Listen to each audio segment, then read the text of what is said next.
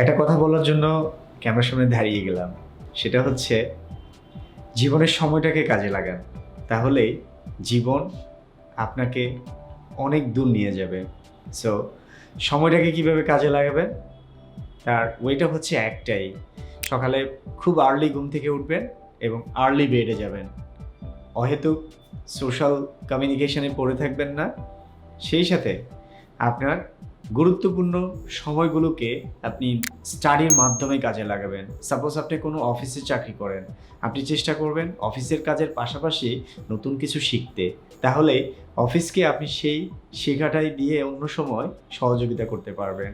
একই রকম ইউনিভার্সিটিতে গিয়ে বন্ধুদের সাথে আড্ডা না দিয়ে আপনি চেষ্টা করতে পারেন বন্ধুদেরকে সাথে নিয়ে কোনো একটা ইনোভেশন তৈরি করতে।